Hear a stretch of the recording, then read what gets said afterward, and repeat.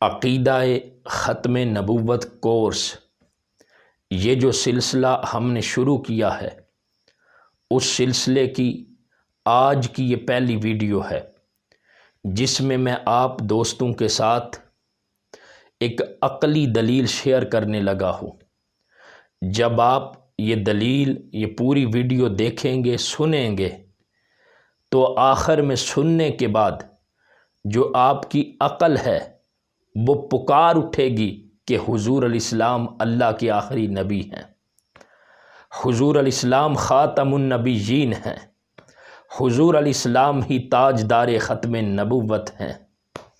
اب اس عقلی دلیل کو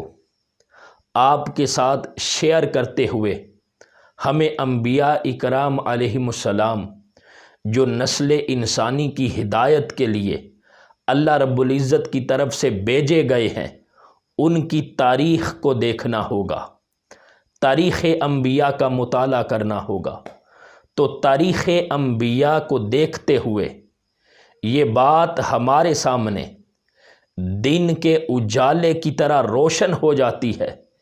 کہ پہلے انبیاء جب اللہ کی طرف سے مبعوث ہوئے تو کوئی نبی کسی خاص قوم کی طرف بھیجا گیا، کوئی نبی کسی خاص علاقے کی طرف بھیجا گیا، کوئی نبی کسی خاص بستی کی طرف بھیجا گیا، کوئی نبی کسی خاص ملک کی طرف بھیجا گیا، کوئی نبی کسی خاص خاندان کی طرف بھیجا گیا، کوئی نبی کسی خاص زمانے میں مبعوث کیا گیا۔ تو پہلے انبیاء کی جب ہم تاریخ کو دیکھتے ہیں تو دو چیزیں ہمارے سامنے آتی ہیں کہ کوئی نبی کسی خاص مکان کی طرف بھیجا گیا اور کوئی نبی کسی خاص زمانے میں بھیجا گیا ہے۔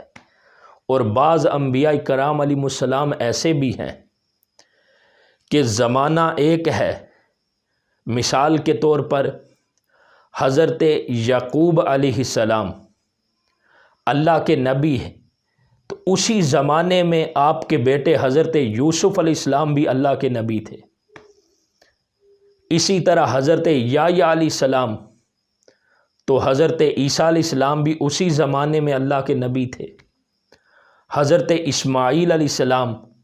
تو ادھر حضرت اسحاق علیہ السلام بھی اللہ کے نبی تھے۔ حضرت موسیٰ علیہ السلام، تو اسی زمانے میں حضرت شعیب علیہ السلام بھی اللہ کے نبی تھے۔ یعنی کچھ انبیاء کو اللہ رب العزت نے خاص زمانے میں بھیجا، کچھ انبیاء کو خاص مکان، خاص علاقے کی طرف بھیجا۔ تو پہلے انبیاء کی جو نبوت ہے وہ زمانے کے اعتبار سے بھی تھی اور مکان کے اعتبار سے بھی تھے۔ تو انبیاء کا جب کسی نبی کا زمانہ ختم ہوتا، نبی کا وصال ہو جاتا، تو اللہ رب العزت کی طرف سے ایک نئے نبی کو نسل انسانی کی ہدایت کے لیے مبعوث کر دیا جاتا۔ تو پہلے انبیاء، ان کی نبوت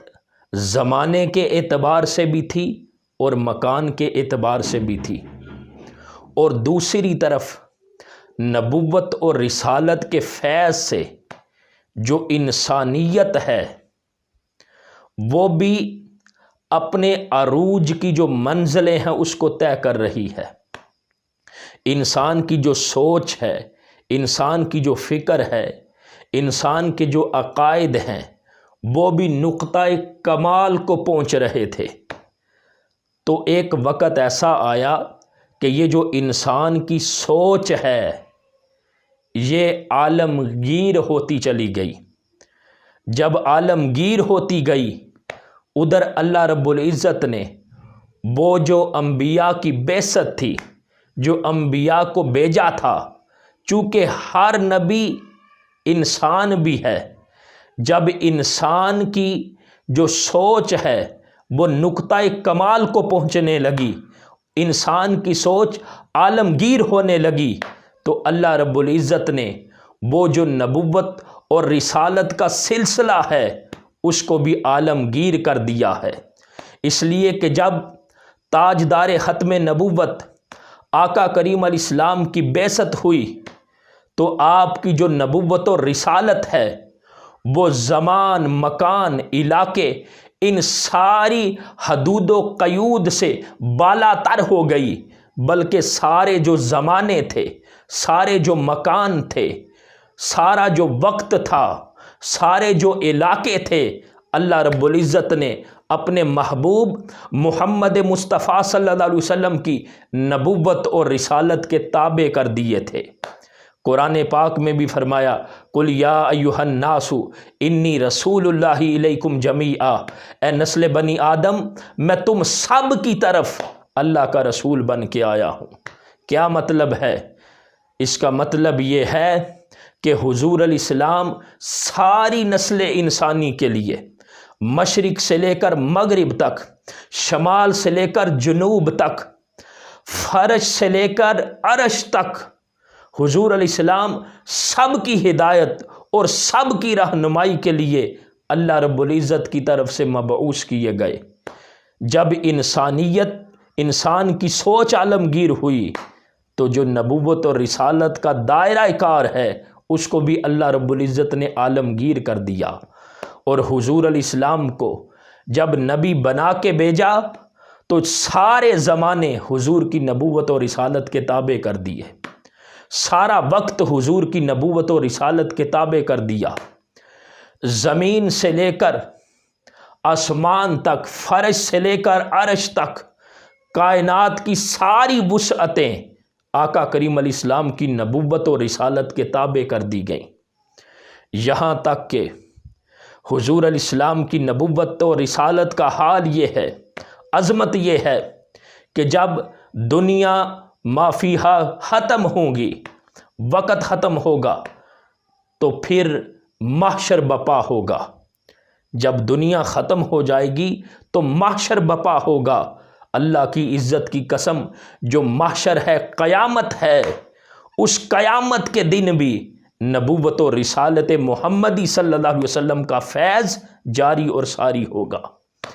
پہلے انبیاء جو آئے ان کا زمانہ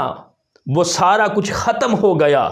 مگر ایک حضور آئے جو خاتم النبیین بن کر تشریف لائے، حضور کا زمانہ ختم نہیں ہوا۔ سب کے زمانے ختم ہوئے، حضور علیہ السلام کا زمانہ قیامت تک، اور پھر جو قیامت کا دن ہے اس قیامت کے دن میں بھی حضور علیہ السلام کی نبوت و رسالت کا فیض جاری و ساری ہوگا۔ جو قیامت ہے وہ بھی نبوت و رسالت محمدی صلی اللہ علیہ وسلم کے تابع ہوگی، اس لیے کہ حضور کو ساری کائنات کے لیے اللہ نے رحمت بنا کے بھیجا ہے۔ تو جس محبوب کی رحمت کا فیض ہر طرف جاری و ساری ہے، اس محبوب کے ہوتے ہوئے کس کی مجال ہے، کس کی مجال ہے کہ کوئی جھوٹا نبوت کا دعویٰ کر سکے؟ مسیلمہ کذاب سے لے کر مرزا قادیانی تک، یہ جتنے بھی لوگ ہیں، یا قیامت تک جو بھی نبوت کا دعویٰ کریں گے وہ سب جھوٹے اور کذاب ہوں گے، اس لیے کہ جو حضور علیہ السلام ہیں ان کی نبوت و رسالت کا وہ زمانہ ہے۔ حضور کو پہلے انبیاء نبی تھے، حضور علیہ السلام نبی ہیں، اور قیامت تک کے لیے نسل انسانی کے نبی ہیں، اور پھر قیامت کے دن تب بھی آقا علیہ السلام ساری نسل انسانی کے نبی ہوں گے، اور قیامت کے دن بھی آقا کریم علیہ السلام کی حکومت ہوگی، آقا کریم علیہ السلام کی سلطنت ہوگی۔ قیامت کے دن بھی آقا علیہ السلام کی جو حکومت ہے اس کا سکہ چلے گا۔ تو جس محبوب کی اتنی عظمت ہو، وہی محبوب خاتم النبیین ہیں، وہی محبوب تاجدار ختم نبوت ہیں،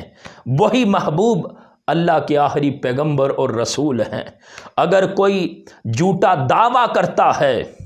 کہ میں بھی نبی ہوں تو یاد رکھیں وہ جھوٹا اور کذاب ہے، وہ لعین اور مردود ہے، اس لیے کہ جس محبوب کو اتنی عظمت عطا کی ہے اس کے ہوتے ہوئے کس کی مجال ہے کہ وہ کہے اپنے آپ کو میں بھی نبی ہوں، تو جو کہے گا وہ کذاب اور جھوٹا ہوگا۔ اس لیے کہ حضور علیہ السلام تاجدار ختم نبوت ہیں۔ حضور علیہ السلام کو وہ زمانہ، سب زمانے ختم ہوں گے، حضور کا زمانہ ختم نہیں ہوا، سب دور ختم ہو گئے، حضور علیہ السلام کا جو دور نبوت ہے وہ کبھی ختم نہیں ہوگا۔ اب ہمیشہ کے لیے مصطفیٰ کی نبوت و رسالت کا زمانہ ہے، مصطفیٰ کی نبوت و رسالت کا دور ہے۔ اور عقل یہ کہتی ہے کہ جس محبوب کے سارے زمانے ہیں وہی محبوب تاجدار ختم نبوت ہیں، تاجدار ختم نبوت ہیں، حضور علیہ السلام خاتم النبیین ہیں۔ اللہ تعالیٰ امت مسلمہ کو اس ایمان پر، اس عقیدے پر پہرا دینے کی توفیق عطا فرمائے۔